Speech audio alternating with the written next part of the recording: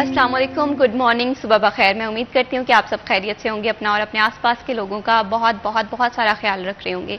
कभी कभी ऐसे होता है कि ज़िंदगी में बहुत सारी परेशानियाँ और बहुत सारी स्ट्रेस जो है वो आ जाती है, और ऐसे में सबसे ज़्यादा जो हमारी सलाहियत मुतासर होती है वो है फ़ैसला करने की सलाहियत, डिसीजन मेकिंग की। और हमें समझ नहीं आ रहा होता कि हमने कौन सा डिसीजन जो है वो किस टाइम पर लेना है।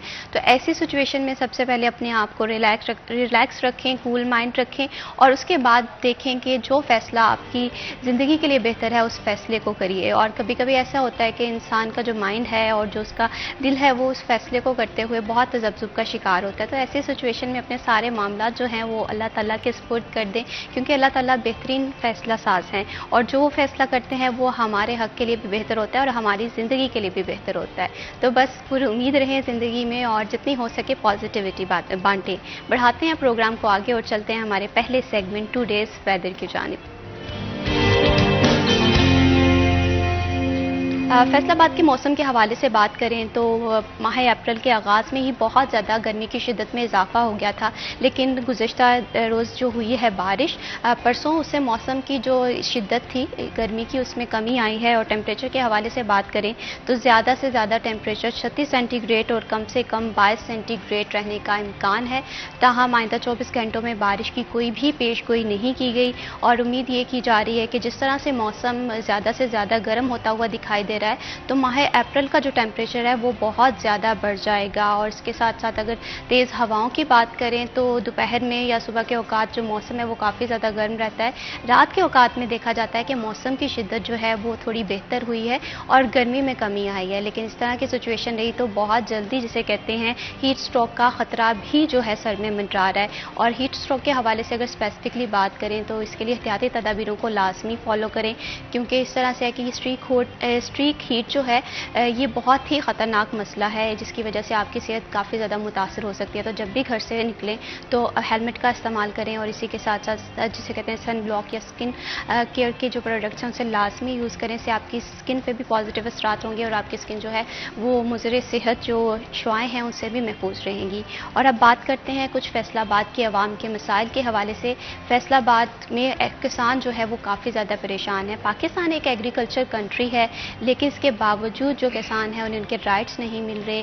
गंदम की कीमतों के हवाले से काफ़ी ज़्यादा परेशान है। इस टॉपिक पे भी हम बात करेंगे, लेकिन इस टॉपिक पे बात करने से पहले मैं हमारे आज के जो गेस्ट हैं उनका इंट्रोडक्शन करवा दूं।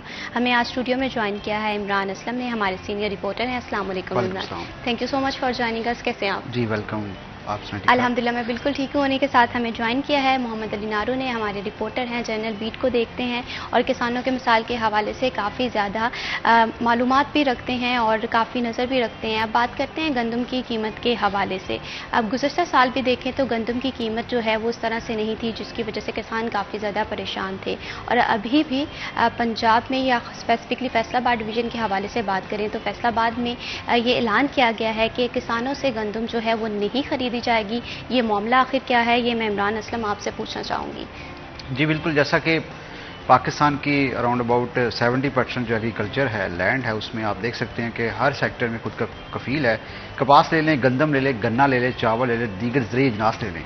अनफॉर्चुनेटली पाकिस्तान के किसानों के साथ हमेशा इनका इस्तेसाल किया जाता है।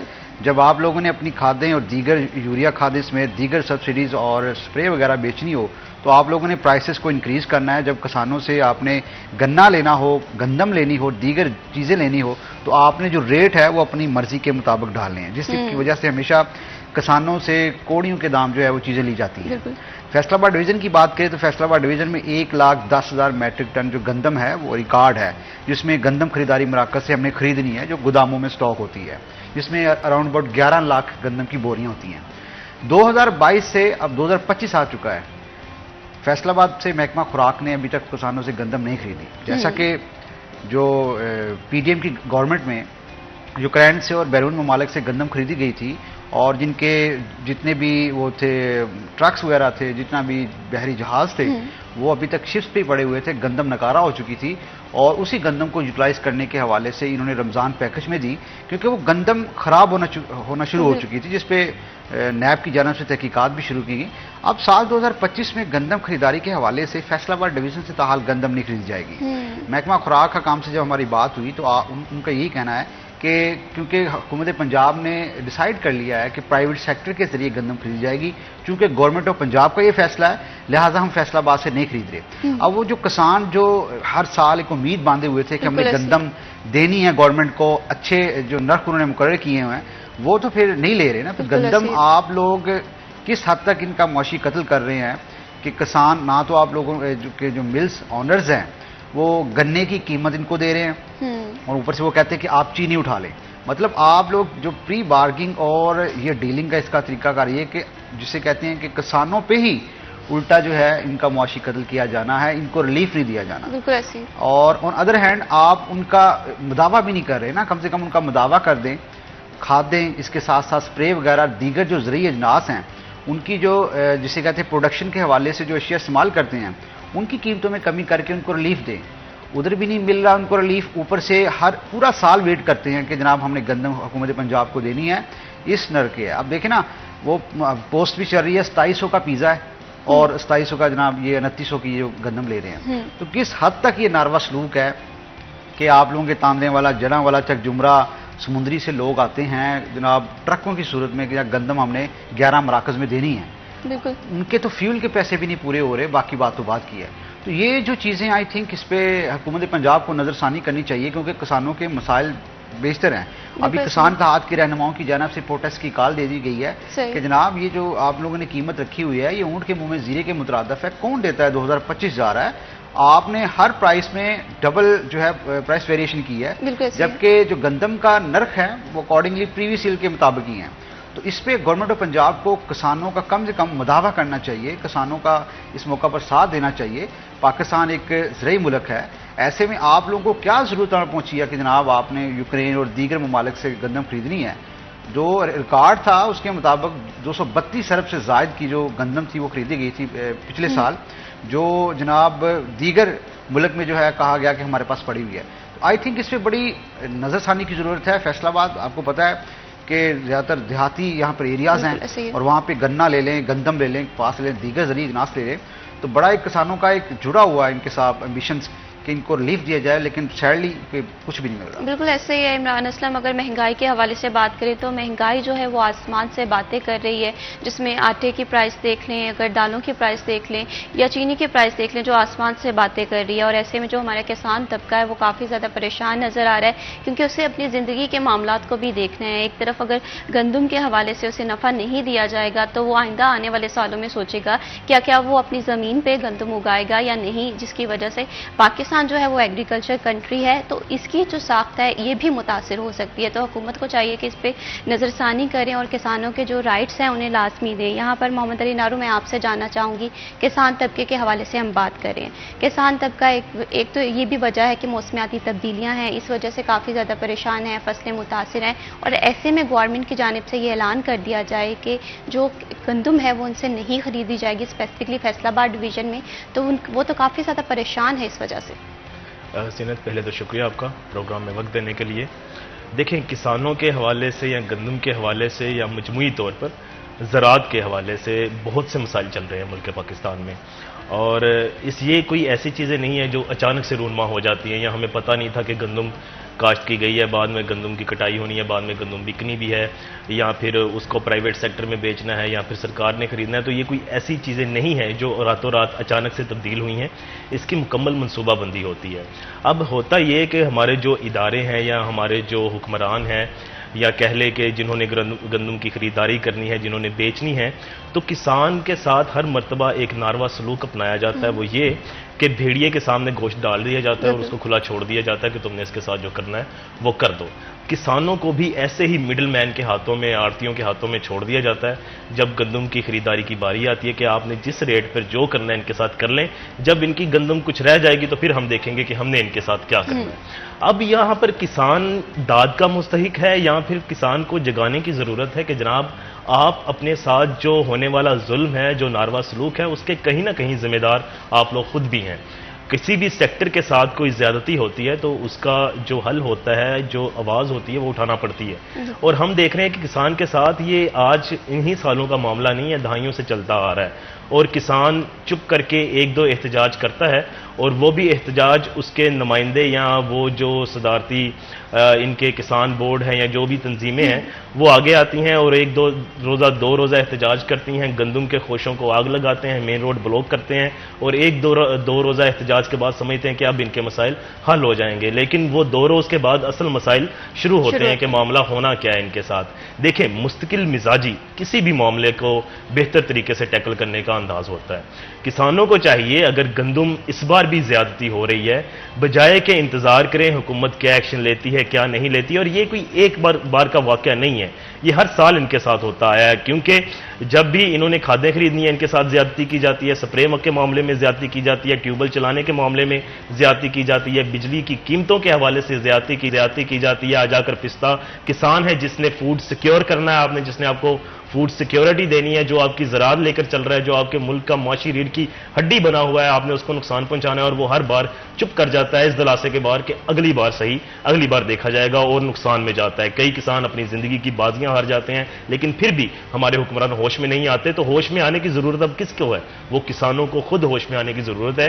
क्या या 1 रोजा 2 रोजा जो आर्जी एहतजाज है वो हल नहीं है? आप लोग खुद आगे बढ़ें। आपकी गंदम बिकती है नहीं बिकती है, आप लोग बैठ जाएं। जब तक सही रेट्स का तयन नहीं होता, कानून साजी नहीं होती, ये हर साल का फैसला नहीं है। गंदम की इस साल नहीं आनी, गंदम अगले साल भी आनी है, उससे अगले साल भी आनी। लोगों ने खाना नहीं छोड़ देना, भूखे नहीं मरना है। तो इसके लिए मुस्तकिल लाहे अमल अपनाने की जरूरत है कि आइंदा आने वाले 10 साल का मंसूबा जारी किया जाए। कितनी गंदम काश्त होगी, कितनी हमें जरूरत है। ये जो हमारे ठेकेदार हैं, ज़राई माहिरीन हैं, ये किस चीज की तनख्वाहें लेते हैं?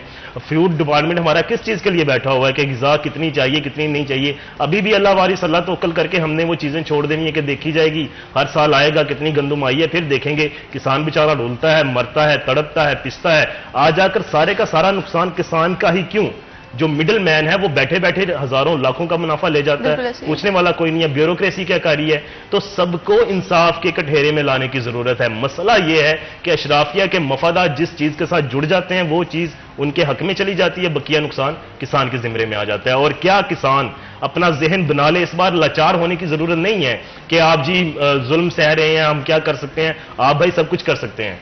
आपकी गंदम नहीं बिक रही तो आप एक बार बैठ जाएं, आप बैठ जाएं, आप गंदम निकाल लेना। आप एहतजाज इतना तवील करें, इतना सख्त एहतजाज करें जो इनकी आंखें खोले। और हमने देखा है इंडिया में अगर किसानों के साथ ज्यादती होती है तो हमने देखा, ट्रैक्टर मार्च भी देखा, हमने पंजाब से जाते हुए उनको दिल्ली तक देखा कि उन्होंने क्या किया वफाकी हुकूमत का हाल। अगर ये लोग समझते हैं कि जिला कौंसिल चौक में बैठकर ये इस्लामाबाद वालों को नथ डाल लेंगे या लाहौर वालों को कुछ कर लेंगे, तो ऐसा कुछ नहीं है। किसानों को खुद के साथ संजीदा होने की जरूरत है और अभी नुमाइंदों पर मसला छोड़ने की जरूरत नहीं है जो जाते हैं वहां पर बार्गेनिंग करते हैं, अपनी जेबें भरते हैं और किसानों को फिर लावारिस छोड़ देते हैं। और ये हर साल लाहे अमल अपनाया जाता है। इस बार जरा संजीदा होने की जरूरत है। किसान खुद का नहीं, अपने बच्चों का भी सोचें, अपनी आने वाली नस्लों का भी सोचें। अगर करनी ही खेती बाड़ी है तो क्यों ना इज्जत से की जाए, क्यों ना उसका मुस्तकिल तयन कर लिया जाए कि गंदम कितनी आएगी, कितनी जाएगी, क्या उसके रेट्स होंगे, किस तरह बिकेगी। या हर बार की तरह जब गंदम बेचने की बारी आएगी तो हम कह देंगे जनाब हम नहीं खरीद रहे, प्राइवेट सेक्टर खरीदेगा। प्राइवेट सेक्टर में मिडिल मैन आगे आएगा, वो औने पौने दामों गंदम खरीदेगा।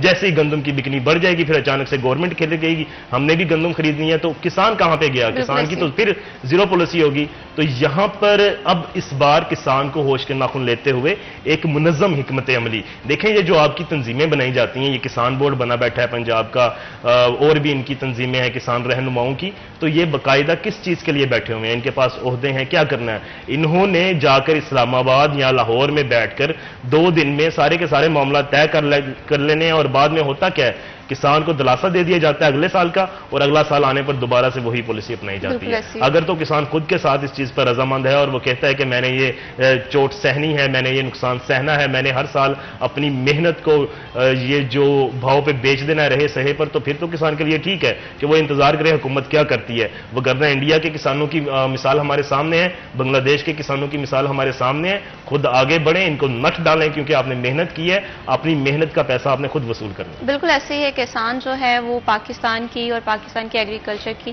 मैशत का एक बहुत अहम हिस्सा है। और किसी भी चीज़ को, वो हमारी गंदम हो, वो हमारे गन्ने की फसल हो, कपास की फसल हो, अगर ये एग्रीकल्चर कंट्री बरकरार रखना चाहती है अपनी इमेज, तो इसे किसानों के हक जो हैं वो अदा करने होंगे। अभी वक्त हो एक छोटी सी ब्रेक का, कहीं मत जाइए, हमारे साथ रहिए।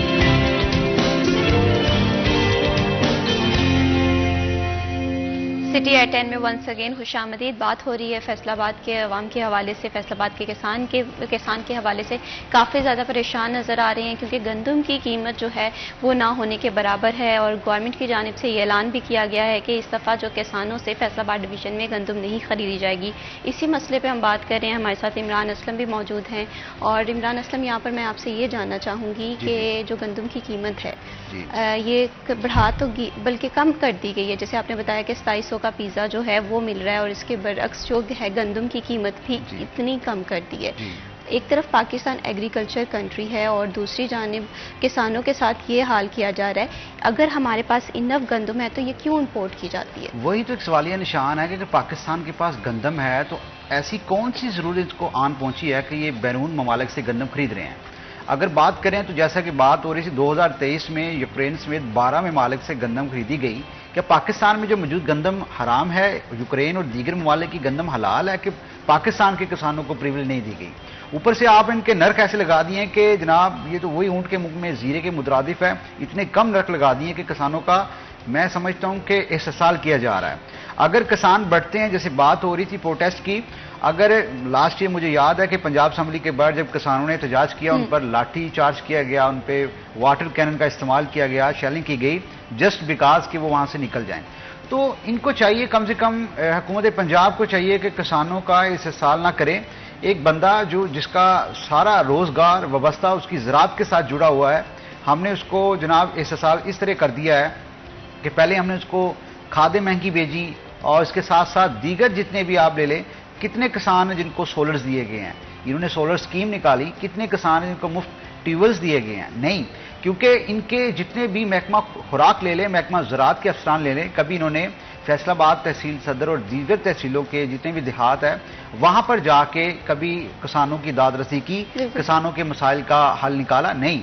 किसान को अप्रोच करने में बहुत मुश्किलात का सामना करना पड़ रहा है, क्योंकि अवेयरनेस की बहुत ज़रूरत है। किसान कार्ड भी जिसे कहते हैं कि अब वो किसान कार्ड पे जो सहूलियात मिल रही थी वो भी बंद हो चुकी हैं। बेसिक ऐसी जो बीज थे, स्प्रे थी, उसमें किसानों को रिलीफ दिया जा रहा था। ट्रैक्टर्स के लॉन्स थे, कर्ज थे, वो भी बंद कर दी जाती हैं। फार्मिंग सोसाइटी होती हैं जो कोऑपरेटिव की सोसाइटी हैं, जिसमें जो ज़राअत के हवाले से किसानों को फ्री ट्यूबवेल्स और दीगर चीज़ें दी जाती हैं, वो भी नहीं दी जा रही। और ऐसे में एक सीजनाइज आपको तरीके से कि जब गंदम का सीज़न आ चुका है, अब कटाई शुरू हो चुकी है और ऐसे में अभी तक गंदम खरीदने के हवाले से इनकी जानिब से कोई ऐसी पॉलिसी नहीं अपनाई गई। और हुकूमत पंजाब ने तो कह दिया कि प्राइवेट सेक्टर के जरिए खरीदी जाएगी। फैसलाबाद डिवीज़न के जो किसान हैं वो कहाँ जाएं?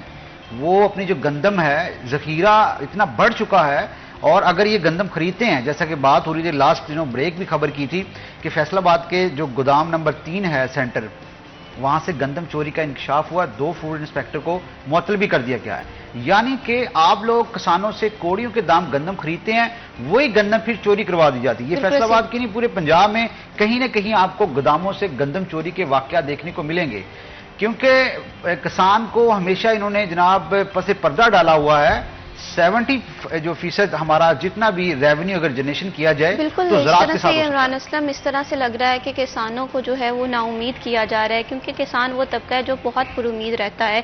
जैसे ही वो फसल बोता है, एक बीज को जो है खुराक में कन्वर्ट करता है, तो उसके बहुत सारे ख्वाब होते हैं और ऐसे में हुकूमत की जानिब से ये ऐलान करना उनके ख्वाबों को तोड़ना है। और अब स्टूडियो में हमें ज्वाइन किया है अवैस अली ने, हमारे सीनियर रिपोर्टर हैं। अस्सलाम वालेकुम Awais, thank you so much for joining us. ये बताएं कैसे हैं आप? शुक्र लगा। अच्छा वैसे हम यहाँ पर बात कर रहे थे किसानों के हवाले से, और इसी के साथ साथ फैसलाबाद की आवाम के मसाले के हवाले से भी बात कर रहे थे। जिस तरह से मसाइल हैं, ट्रांसपोर्टेशन का एक बहुत बड़ा मसला है, और ट्रांसपोर्टेशन में अगर हम रवायती तरीके की बात करें तो रेलवे एक ऐसा डिपार्टमेंट है या रेलवे स्टेशन वो है जहाँ पर ट्रेनें जो हैं वो फैसलाबाद में काफ़ी अरसे से मौजूद हैं, लेकिन जब वो हाल ही का शिकार हैं। तो अब रेलवे स्टेशन पर क्या सूरत हाल है? बिल्कुल महविश, रेलवे जो है वो इस दौर में भी सफ़र का एक सस्ता ज़रिया है, मगर बदकिस्मती से गवर्नमेंट सेटअप हमारा कुछ इस तरह से है कि रेल जो है वो आगे बढ़ने की बजाय, अपने पैरों पर खड़ा होने की बजाय दिन ब दिन महकमा रेलवे बैठता चला जा रहा है। ये गुज़िश्ता 10 साल से हम देख रहे हैं कि गवर्नमेंट तब्दील होती है, नई गवर्नमेंट बनती है, हर गवर्नमेंट में जो है वो रेलवे के मसाइल को नज़रअंदाज किया गया, जिसके नताइज अब इस तरह से है कि फैसलाबाद जो है वो पंजाब का दूसरा बड़ा रेलवे स्टेशन है, बुनियादी सहूलियात का स्टेशन पर फुकदान है। सिक्योरिटी के इंतजामात की अगर बात की जाए तो हम देखते हैं कि स्कैनर मशीन स्टेशन पर वो गुज़िश्ता 5 साल से बंद पड़ी हुई है। लोगों का सामान बगैर स्कैन हुए स्टेशन में दाखिल हो रहा है, जहाँ पर फैमिलीज़ होती हैं, लोगों के बच्चे होते हैं, सिक्योरिटी के जो खदशात हैं अब वो पैदा होते हैं। उसके साथ साथ रिजर्वेशन दफातर स्टेशन का देख लें आप, उधर 2 टिकट प्रिंटर्स हैं, वो उससे टिकटें जो है वो प्रिंट करके लोगों को दी जाती हैं, लंबी लंबी कतारें लग जाती हैं।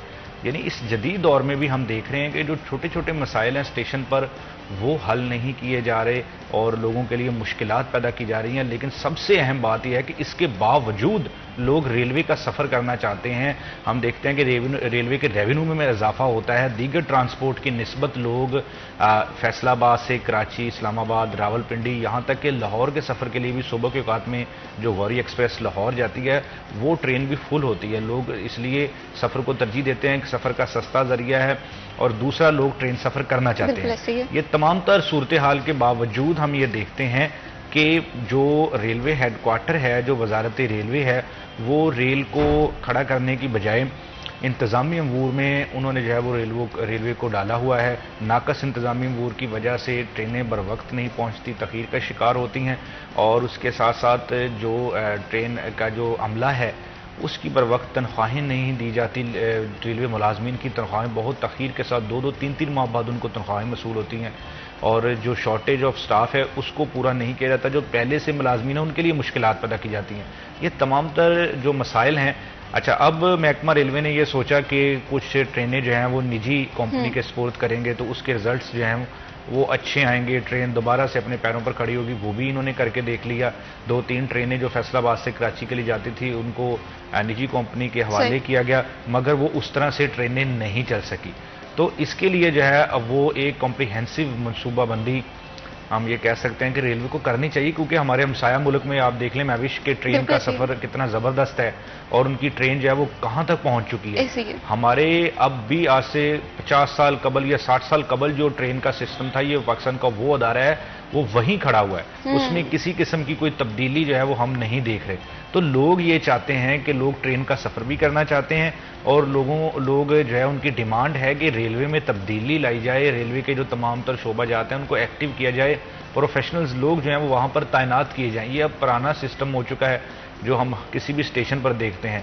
आप देखें कि फैसलाबाद के अंदरून में जो फाटक वाक़े हैं, जिनमें तारकाबाद फाटक है, निगेबानपुरा फाटक है, समनाबाद फाटक है, उन फाटकों की जो चौड़ाई है वो ही इतनी कम है कि जैसे ही वो फाटक बंद होते हैं तो लोगों को उससे मुश्किलात का सामना करना पड़ता है। 12 मरतबा लोग अपनी शिकायत भी दर्ज करवा चुके हैं कि इनकी चढ़ाई को जो है वो बढ़ाया जाए और वहाँ पर जो है वो प्रोफेशनल अमला तैनात किया जाए। आज से 50 साल 60 साल कबल जिस तरह से वो गेटमैन खड़ा होता था, आप देखें आज भी आपको हर रेलवे क्रॉसिंग पर वो नजर आएगा और उसके पास जो कम्युनिकेशन सिस्टम है इस वक्त जो फाटकों पर जो गेटमैन तैनात हैं वो इंतहाई नाकस है। और दौरे जदीद के मुताबिक देखें अब भी वहाँ पर वायरलेस सेट होता है, वो कभी चलता है कभी नहीं चलता है। तो इनको चाहिए कि दौरे जदीद में ये जो तब्दीलियाँ हैं ये महकमा रेलवे में लेकर आएँ और महकमा रेलवे को पैरों पर खड़ा करने के लिए वजारत रेलवे को आला अफसरान पर मुश्तमिल कोई कमेटी तश्कील दे ताकि उसके मसाइल को देखा जाए, उन मसाइल को हाईलाइट करके उनका हल सोचा जाए। रेलवे आज भी पाकिस्तान में एक मुनाफा बख्श अदारा है और उसका रेवेन्यू होता है। आप देखें कि ईद के दिनों में और उसके अलावा कोई भी इवेंट जब होता है तो लोग जो हैं वो पंजाब से दीगर सूबों को जाने के लिए और बिलखुसूस फैसलाबाद के शहरी रावलपिंडी, इस्लामाबाद, कराची के सफ़र के लिए रेलवे सफ़र को तरजीह देते हैं। दूसरी जो ट्रांसपोर्ट है रेलवे की निस्बत वो बहुत महंगी हो चुकी है। प्राइवेट कन्वेंस पर आप इतना सफ़र करेंगे, आपको पता ही कि पेट्रोल की कीमतें जो पहले से लोगों के लिए वबाले जान बनी हुई, तो इस पर जो है वो रेलवे को खड़ा करना चाहिए और रेलवे का जो अदारा है उसको खड़ा करने के वाले से मनसूबाबंदी करनी चाहिए ताकि लोगों को रिलीफ मिल सके। देखिए ये सफ़र का वो वाहिद जरिया है जिससे आप लोगों को रिलीफ दे सकते हैं और ज़्यादा आवाम को रिलीफ दे सकते हैं। देखिए जैसे ही टिकट सस्ती होती है तो हज़ारों की तादाद में फैसलाबाद से रोज़ाना की बुनियाद पर जो लोग सफ़र करते हैं दीगर शहरों को, उनको रिलीफ मिलता है, लोगों को सफ़र के हवाले से रिलीफ मिलता है। और इसके साथ साथ जो लोग दूर दराज का सफ़र करना चाहते हैं दीगर ट्रांसपोर्ट की निस्बत रेलवे जो है वो आपको बर वक्त पहुँचा देती है। तो ये मसाइल हैं रेलवे के जो एक अरसा दराज से उनको हाईलाइट भी किया जा रहा है, छोटे छोटे मसाइल हैं उनको हल नहीं किया जा रहा। तो इससे तो यही लगता है कि शायद जो मौजूदा अफसरान हैं वो काम नहीं करना चाहते, या हर गवर्नमेंट की रेलवे में इसलिए दिलचस्पी कम है, वो हम कह सकते हैं कि उससे जो है वो अफसरान को जो मराहत मिलती हैं या उनको पर्सनल बेनिफिट मिलता है दीगर वजारतों में या दीगर अदारों के हेड हजरात तैनात होने पर, वो रेलवे में नहीं मिलता। तो इस तरह के जो मामलात हैं उनको दूर करना चाहिए। हमें अपने हमसाया मुल्क से सीखना चाहिए। अगर आप दीगर कंट्रीज़ की बात करें तो वहाँ पर तो ऐसी ऐसी ट्रेन चल चुकी है कि इंसान हैरान रह जाता है। आप ट्रेन का जो चाइना का सिस्टम, जो उनसे तो हम कैसे, वो तो हम कहते हैं कि हमारा ख्वाब ही है कि उन मुल्कों से हम कंपैरिजन कर सके। तो कम से कम हम इनसे तो कंपैरिजन अपना कर सकते हैं, जो हमारे हमसाए हैं, जो नज़दीक मुल्क हैं, कि हम रेलवे को खड़ा करके लोगों के लिए जो है वो सस्ता जो सफ़र का ज़रिया है उसकी सहूलत फराहम करें, और लोगों को सफरी रिलीफ जो हम कह सकते हैं वो रेलवे से मिल सकता है। बिल्कुल इसी तरह से अवैस, अगर हम रेलवे के हवाले से बात कर रहे हैं तो ट्रेन जो है वो सस्ते सफ़र का एक ज़रिया, और ऐसे में अगर रेलवे स्टेशन पे इतने ज़्यादा मसाइल हैं तो आवाम जो है वो ट्रेन पे सफ़र करते हुए घबराती भी है और काफ़ी ज़्यादा मुश्किलात का भी सामना करना पड़ता है। इस टॉपिक पे हम मज़ीद भी गुफ्तगू करेंगे, लेकिन अभी वक्त हो एक छोटे से ब्रेक का, कहीं मत जाइए, हमारे साथ रहिए।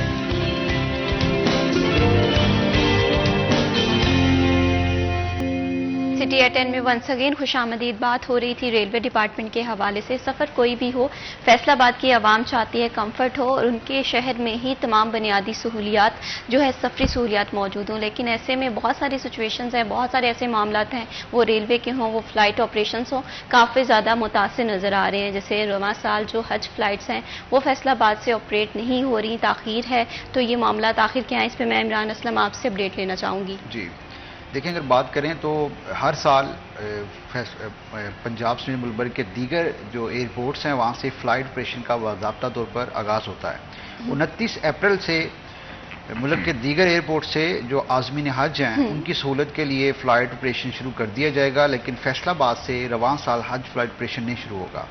PIA हेडक्वार्टर की जानब से आगाही भी दे दी गई है। 2022 में 22 परवाज़ें शुरू की गई थी, ठीक है, जो आज़मीन हज को और हजाज कराम को वापस लेकर आई थी और वहाँ पर पहुँचाई गई थी। और अब आप देख सकते हैं कि 3 साल हो चुके हैं फैसलाबाद से हज फ्लाइट ऑपरेशन नहीं शुरू की गई। फैसलाबाद स्टेशन को नज़रअंदाज कर दिया गया। अराउंड अबाउट 3000 से ज़ायद यहाँ से आज़मीन हज बैतुल्लाह की सादत के लिए जाते हैं और यहाँ से रेवेन्यू भी अच्छा खासा जनरेट होता है। मुझे याद है कि फैसलाबाद से जब 2022 में आज़मीन हज के लिए फ़्लाइट ऑपरेशन का आगाज़ किया गया था तो पाकिस्तान इंटरनेशनल एयरलाइन के जो रेवेन्यू था उसमें भी इजाफा किया गया था पैसेंजर टारगेट्स की मद में। अब भी सूरत हाल ये है कि इनकी जानब से सिफारिश दी गई, लेकिन पाकिस्तान इंटरनेशनल एयरलाइन चूँकि नजकारी के उन मराहिल में है, कभी उनका टेंडर लगा दिया जाता है, बिल लगा दी जाती है, कभी कैंसिल कर दी जाती है, तो इस कश्मकश में फैसलाबाद को नज़रअंदाज किया गया है गुज़श्ता 3 सालों से। और मैं समझता हूँ कि फैसलाबाद इंटरनेशनल एयरपोर्ट जैसा कि इसको अजाफी परवाज़ों का शेड्यूल तरतीब देना चाहिए, स्पेशली जो हज फ्लाइट ऑपरेशन है शुरू की जानी चाहिए। अब फैसलाबाद के जो आज़मीन हज हैं ये लाहौर एयरपोर्ट से या रोड टू मक्का प्रोजेक्ट के तहत इस्लामाबाद एयरपोर्ट से फ़्लाइट्स अपना इंतखाब करेंगे। यहाँ पर हाजी कैंप का इनेकाद अभी तक नहीं हो सका, जहाँ पर आज़मीन हज को वैक्सीनेशन, गर्दन का बुखार है, फ्लू और दीगर जितनी भी वैक्सीनेशन की जानी थी वो ना की जा सकी, क्योंकि वजारत हज के पास जो पेंडिंग इनके इलेक्ट्रिसिटी के बिल थे वो नहीं इन्होंने कोऑपरेटिव ट्रेनिंग कॉलेज के क्लियर किए गए, लेकिन ताहाल अभी तक वहाँ पर हाजी कैंप नहीं लगाया जा सका, जिसकी वजह से आज़मीन हज को बड़ी मुश्किलात पेश आ रही हैं। हज तरबीती जो कैंप से वो भी ना अभी तक उस तरह लग सके जिस तरह लगने चाहिए थे, क्योंकि अगर बात करें लाहौर और इस्लामाबाद, कराची या दीगर शहरों की, वहाँ पर एयरपोर्ट्स पर जो है वो इंतजाम मुकम्मल कर लिए गए हैं और जो फ़्लाइट्स हैं उनका तरतीब शेड्यूल दे दिया गया है। और ऐसे में फैसलाबाद के आज़मीन हज ज़ाहिर है यहाँ से फ़्लाइट ऑपरेशन का आगाज़ भी नहीं हो रहा, अभी तक हाजी कैंप नहीं लगा, तो आज़मीन हज देख रहे हैं वजारत डायरेक्टरेट हज की तरफ, और ऐसे में इनकी जानब से वही कहा गया कि आपकी जो परवाज़ें हैं वो लाहौर एयरपोर्ट से जाएंगे और वहीं पे आप लोगों को आपकी जो बोर्डिंग वगैरह की जाएगी। तो मैं समझता हूँ कि पाकिस्तान इंटरनेशनल एयरलाइन को फैसलाबाद से कम फ़्लाइट ऑपरेशन का आगाज़ करना चाहिए हज ऑपरेशन का, ताकि इनके एक तो रेवेन्यू जनरेट हो सके, दूसरा आज़मीन हज जो इनके दरमियान एक एतमाद बहाल हो सके। यही मौके होते हैं कि पाकिस्तान इंटरनेशनल एयरलाइन को अपना जो सॉफ्ट इमेज है और बाकमाल लोग, लाजवाब सर्विस का जो लोगो है उसको दोबारा से इस्टेब्लिश कर सकते हैं, just because of through facilitate the pilgrims. क्योंकि हज पिलीग्राम कैसे हैं कि पूरी दुनिया में इनका सॉफ्ट इमेज आता है। अगर हम लोग आज़मीन हज को सहूलत नहीं देंगे, ख्वाह वो वहाँ पर कैंपिंग की सहूलत हो या सफरी सहूलत हो या उनकी रेजिडेंस की सहूलत हो, तो आई थिंक एक बड़ा एक मैसेज आता है मैसिव लेवल पे, क्योंकि दीगर ममालिक से भी मुसलमान वहाँ पर आए होते हैं। तो मैं समझता हूँ कि स्पेशली फैसलाबाद इंटरनेशनल एयरपोर्ट से इस साल तो सैलरी नहीं हो सका, 2026 में कम से कम इनको यहाँ से हज फ्लाइट ऑपरेशन तरतीब देना चाहिए, ताकि आज़मीन हज लाहौर, कराची, इस्लामाबाद जाने की बजाय फैसलाबाद इंटरनेशनल एयरपोर्ट का इंतखाब करें।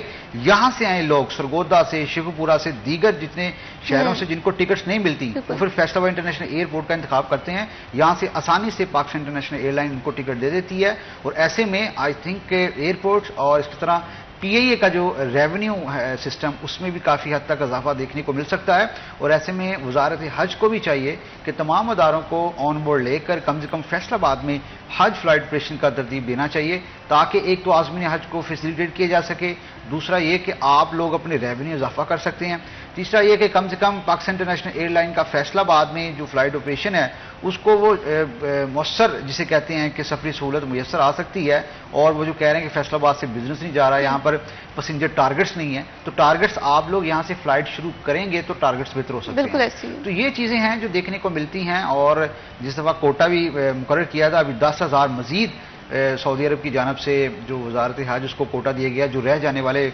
आज़मीन हज थे वो दोबारा से कर सकते हैं। और मैं समझता हूँ कि फैसलाबाद से चूँकि मदीना मुनव्वरा और जद्दा के लिए यहाँ से फ़्लाइट जाती हैं, अगर उन्हीं फ़्लाइट्स को आप यूटिलाइज़ करें अपना इस हज ऑपरेशन के हवाले से, तो आई थिंक इसमें बड़ा एक इजाफा हो सकता था। लेकिन इन्होंने वो रूटीन की फ़्लाइट्स तो चल रही हैं, लेकिन स्पेशली जो हज फ्लाइट ऑपरेशन था जिसमें मजमूई तौर पर 20 से 22 परवाज़ें चला करती थी कि जनाब आज़मीन हज को लेकर जा रही हैं, आ रही हैं, प्रॉपर एक इंतज़ामात होते थे, वफाकी वज़रा यहाँ पर आते थे और हज इंतज़ामात समेत दीगर जितनी भी आज़मीन हज को सहूलियात थी उसको मोनीटर किया जाता था। लेकिन सैडली यहाँ तो हाजी कैंप के हवाले से कोई ऐसी सहूलियात का जिसे कहते हैं कि अभी इंतजामात न किया जा सका। और अभी तक आज़मीन हज वैक्सीनेशन के मुंतज़र हैं कि हम कहाँ जाएं, क्योंकि वैक्सीनेशन सेंटर के हवाले से अभी तक हाजी कैंप का इनेकाज़ नहीं लगा, उनको जगह मैसर होने में बड़ी मुश्किलात सामना है।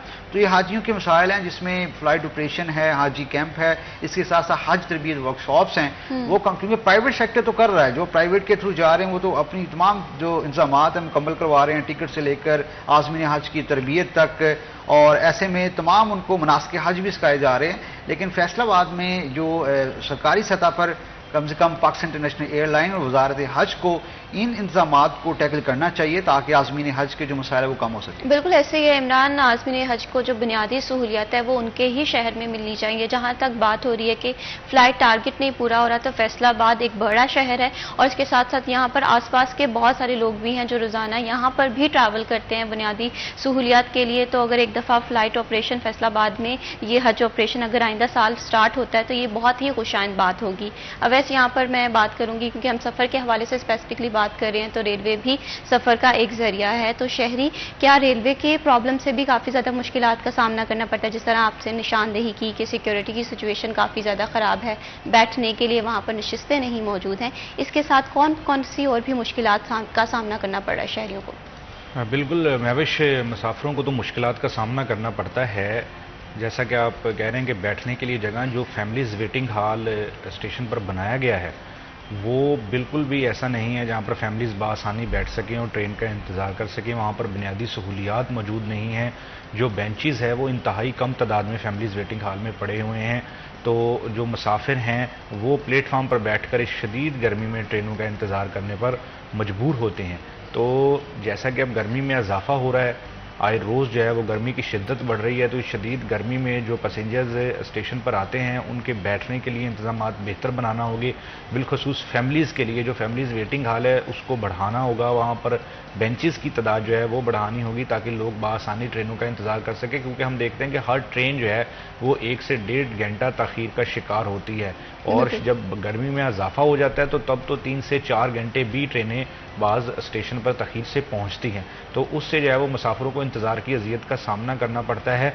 तो ये चाहिए महकमा रेलवे को कि मुसाफिरों को सहूलत फराहम करनी चाहिए और इसके साथ साथ जो टिकट जारी करने का अमल है उसमें बेहतरी लानी चाहिए। ऑनलाइन ऐप से तो बहुत से मुसाफिर अपनी जो टिकटें हैं वो करवा लेते हैं। अभी भी कसीर तादाद में ऐसे लोग हैं जिनको ऑनलाइन टिकट नहीं करवाना आती, वो रिजर्वेशन दफातर से जाकर ही अपनी टिकटें करवाते हैं। और बिलखसूस जैसे गौरी एक्सप्रेस है जो सुबह के औकात में आती है, तो और लाहौर के लिए रवाना होती है तो उसकी ज़्यादातर हम कह सकते हैं कि उसकी 70% जो टिकटें हैं वो मुसाफिर स्टेशन पर आकर ख़रीदते हैं। तो वहाँ पर टिकट काउंटर्स कम होने की वजह से बहुत से मुसाफिरों की जो ट्रेन है वो छूट जाती है, टिकट वो बर वक्त नहीं ले पाते। तो इस तरह के जो बुनियादी मसाइल हैं उनको हल करना चाहिए। जो दीगर कराची जाने वाली ट्रेनें हैं उनकी जो बुकिंग सिस्टम है उसमें बेहतरी लानी चाहिए और ट्रेनों की जो बोगियाँ हैं उनकी तादाद में इजाफा करना चाहिए। हम देखते हैं जैसे ही रश बढ़ता है तो बिलखसूस जो कराची जाने वाली ट्रेनें हैं उनकी बुकिंग फुल हो जाती है और मुसाफिर जो है वो सफ़र नहीं कर पाते। तो मुसाफिरों को सहूलत फराहम करने के लिए और मुसाफिरों की जो रिक्वायरमेंट्स हैं दौरे जदीद में उसके मुताबिक लोगों को सफरी सहूलियत फराहम करने के लिए महकमा रेलवे को तरजीही बुनियादों पर इकदाम करना चाहिए। और जो रेलवे मुलाजमीन हैं महविश उनको तनख्वाहें जो हैं वो रेलवे हेडक्वार्टर की जानिब से बहुत तखीर के साथ दी जाती हैं, जिसकी वजह से रेलवे मुलाजमीन को मुश्किलात का सामना करना पड़ता है। देखें ये एक अंडरस्टूड है कि हम जब मुलाजमीन को तनख्वाहें नहीं मिलेंगी तो वो उस तरह से काम नहीं कर सकेंगे दिल लगाकर जिस तरह से उनको करना चाहिए। तो मुलाजमीन की जो सैलरीज हैं वो बर वक्त पे उनको पहुंचानी चाहिए। और उसके साथ साथ जो फैसलाबाद रेलवे स्टेशन के मसाइल हैं, स्टेशन पर आप देखेंगे एक्स्ट्रा बोगियों की तादाद बहुत कम है। अगर किसी भी ट्रेन की बोगी में कोई अगर मसला बन जाता है तो वो ट्रेन घंटों खड़ी जाती है जब तक कि लाहौर से उसके लिए बोगी नहीं आ जाती। तो लाहौर से ना भी आए तो ट्रेनों को जो है वो आपस में अटैच करके इधर से भेजते उस पर घंटों लग जाते हैं। तो इस तरह के जो टेक्निकल इंतजामी मसाइल हैं उनमें महकमा रेलवे को बेहतरी लानी चाहिए। एक्स्ट्रा बोगी जो है वो स्टेशन को फराहम करनी चाहिए। अगर मसाइल हो जाए तो एक्स्ट्रा बोगी अटैच करके मुसाफिरों की रिक्वायरमेंट्स के मुताबिक कि ये जो प्रॉब्लम्स हैं ये देखने को तो छोटी छोटी लगती है लेकिन बहुत बड़ी हैं, जैसे कि टिकट काउंटर का ना होना ज़्यादा तादाद में, तो ये काउंटर जो है इन्हें भी बढ़ाना चाहिए। तो इस टॉपिक पर हम मजीद भी डिस्कशन करेंगे, लेकिन अभी वक्त है एक छोटी सी ब्रेक का, कहीं मत जाइए, हमारे साथ रहिए।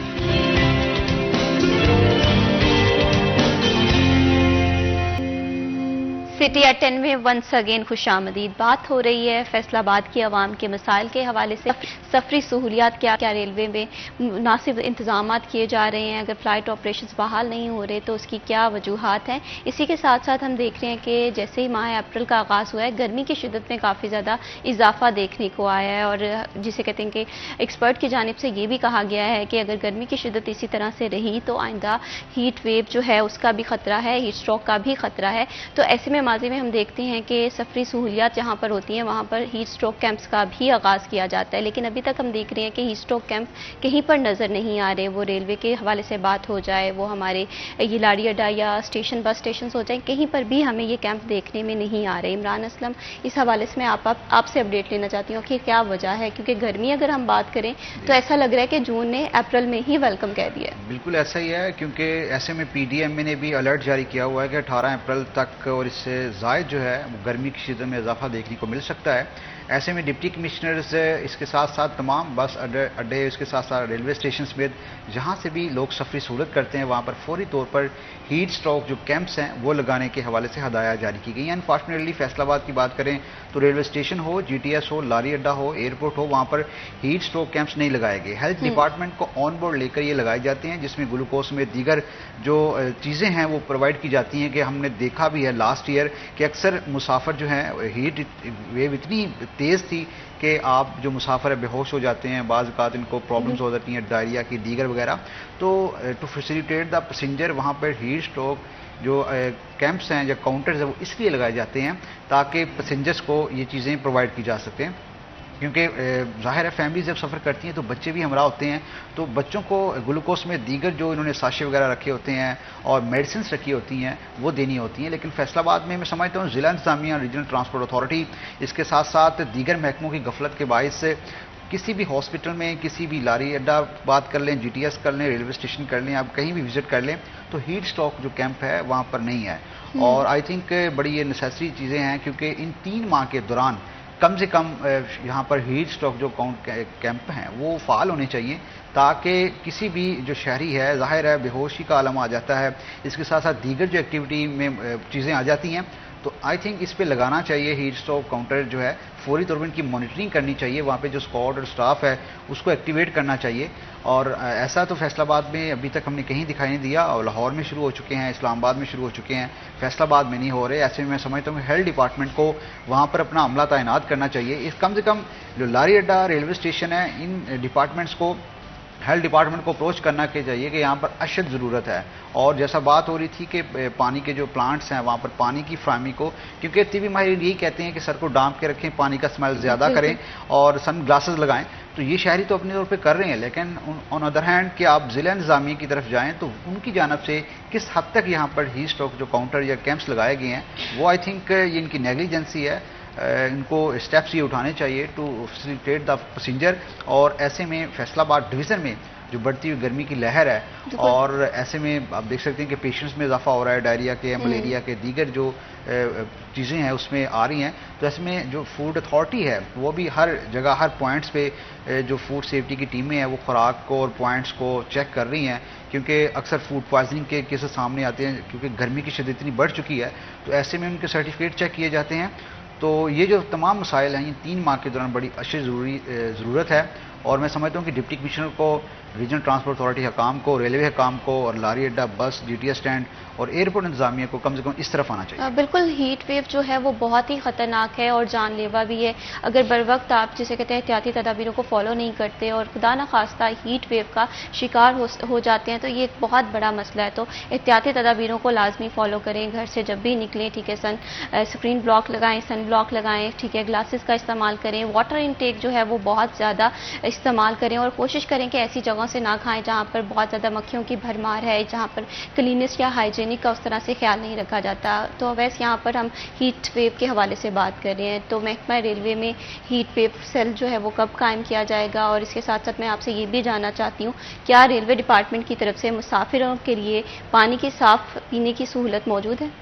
हाँ बिल्कुल महविश, इमरान असलम ने ये बड़ा अहम पॉइंट जो है वो हाईलाइट किया है कि हम देख रहे हैं कि अप्रैल में भी इस तरह लग रहा है जैसे मई और जून के माह में गर्मी की जो शदीद लहर है वो आती है।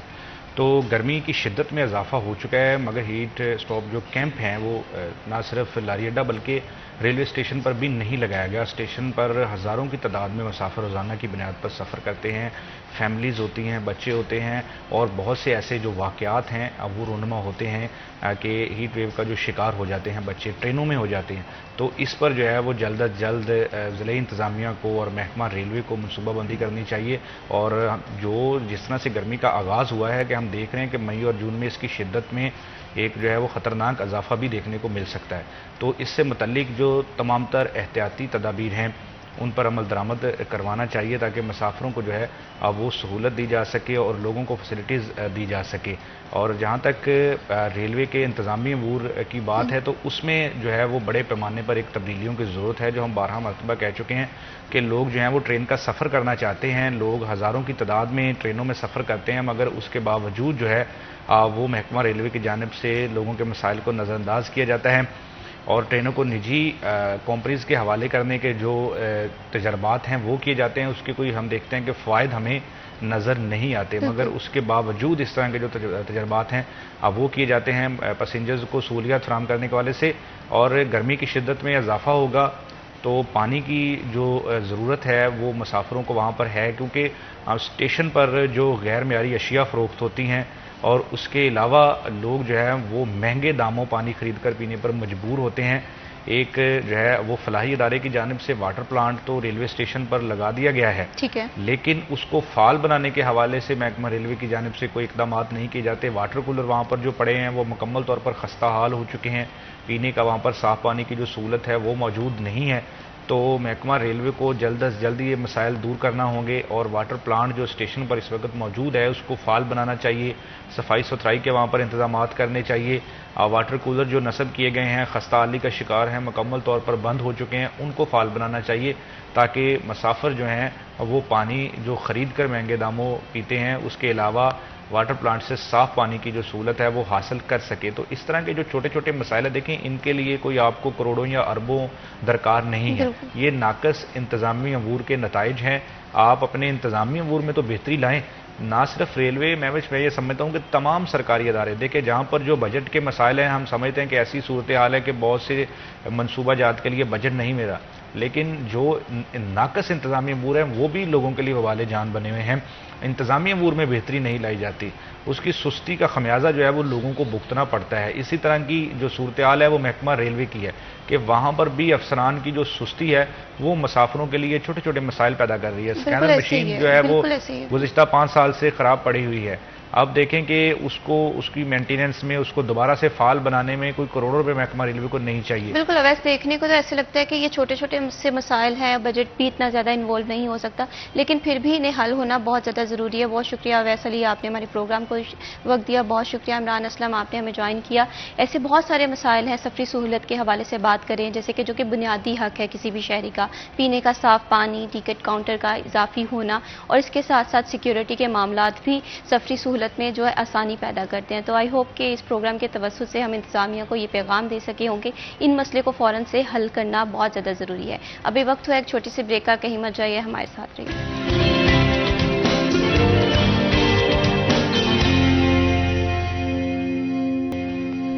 सिटी एट 10 में वंस अगेन खुशामदीद। बात कर रहे हैं हम थोड़े से यूनिवर्सल पर्सपेक्टिव से। हम देख रहे हैं कि दुनिया जो है वो जदीद हो चुकी है, डिजिटलाइजेशन का दौर आ चुका है, लोग इंफॉर्मेशन टेक्नोलॉजी के मैदान में बहुत बहुत बड़े मार्के जो हैं वो मार चुके हैं। लेकिन पाकिस्तान इस वक्त कहाँ पर खड़ा है? पाकिस्तान की यूथ जो है वो किस तरह से इंफॉर्मेशन टेक्नोलॉजी, आर्टिफिशियल इंटेलिजेंस में अपना नाम बना सकती है, किस तरह से एक अच्छे इंटरप्रेन्योरशिप हम जो बन सकते हैं, इस टॉपिक पे हम बात करेंगे। और इसी के साथ साथ एक और मसला मैं देखती हूँ हमारी यूथ का, स्पेसिफिकली इसमें मैं किसी एक जेंडर को नॉमिनेट नहीं करूँगी, जिसमें फीमेल भी आते हैं, मेल भी आते हैं। जब हम एक वर्किंग इन्वायरमेंट में जाते हैं तो बहुत सारी मुश्किलात का सामना करना पड़ता है। कभी हमें वर्क के रिगार्डिंग डेडलाइन दे दी जाती है, उस डेडलाइन को नहीं मीट कर पाते, कुछ प्रोजेक्ट्स दे दिए जाते हैं, टारगेट्स नहीं मीट कर पाते, और जब इतना सारा स्ट्रेस होता है, इतनी ज़्यादा एंग्जाइटी हो जाती है, तो हम कहीं ना कहीं डिप्रेशन का शिकार हो जाते हैं।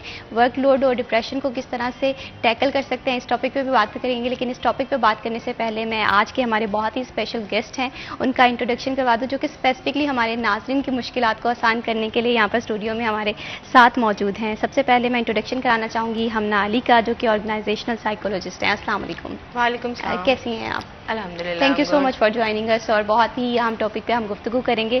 और इसके साथ साथ हमें ज्वाइन किया है अबू बकर संघेड़ा ने, CEO जीनियस माइंड जोन हैं, सॉफ्टवेयर हाउस के एंड डायरेक्टर हैं हॉरिजॉन करियर सर्विसेज लिमिटेड के। अस्सलाम वालेकुम sir. Sir thank you so much for joining us. और बहुत ही इंपॉर्टेंट टॉपिक पे हम बात करने वाले हैं। सबसे पहले मैं मिस हमना आपसे ही गुफ्तगू का आगाज़ करना चाहूँगी। जैसे कि मैंने कहा कि वटेवर हमारी नौजवान नस्ल है, ठीक है, कोई करियर में बहुत पुराने से सफ़र कर रहा है, लेकिन साथ इसमें सफ़र दूसरे वाला भी है और दूसरे वाला भी है। लेकिन एक मुश्किलात जो है देखने को आती है कि वर्क एंग्जाइटी जो है वो बहुत ज़्यादा कॉमन हो चुकी है। इसकी क्या रीज़न्स हैं और इससे हम किस तरह से टैकल कर सकते हैं?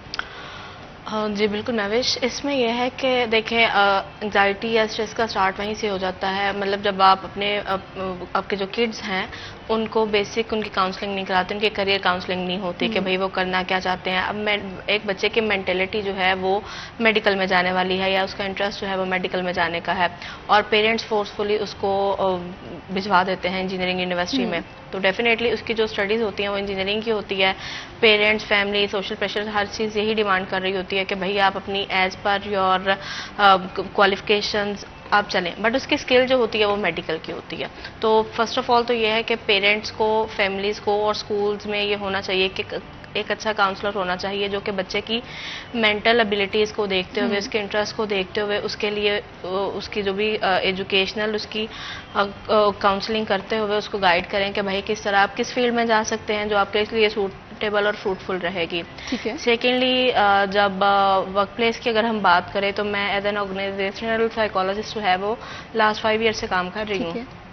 बट उसमें यह है कि बहुत सारे लोग ऐसे होते हैं जो अपने फील्ड में ही होते हैं और उनका इंटरेस्ट भी वही होता है, बट यह है कि मतलब family issues, social pressures, multiple issues के साथ और वर्कलोड का स्ट्रेस की वजह से जो है वो बहुत ज़्यादा वो प्रोडक्टिव नहीं होते। तो बेसिकली जो एक एज एन ऑर्गेनाइजेशनल साइकोलॉजिस्ट मैंने मल्टीपल पॉलिसीज डिज़ाइन की हुई हैं हमारी इंडस्ट्री में और हमारे ऑफिस में, कि जिसमें ओपन डोर पॉलिसी जो है वो उसको मैं बहुत अहम समझती हूँ कि मतलब मैंने हर बंदे के लिए, हर अपने स्टाफ मेंबर के लिए, चाहे वो ऑफिस बॉय है या चाहे कोई सीनियर टीम मेंबर है, उसके लिए एक ओपन डोर पॉलिसी रखी हुई है कि भाई आप आएँ, आप अपना जो भी आपका इशू है, पर्सनल है, फैमिली का है, वर्क इन्वायरमेंट का है, किसी भी सेंस में है, आप डिस्कस करें।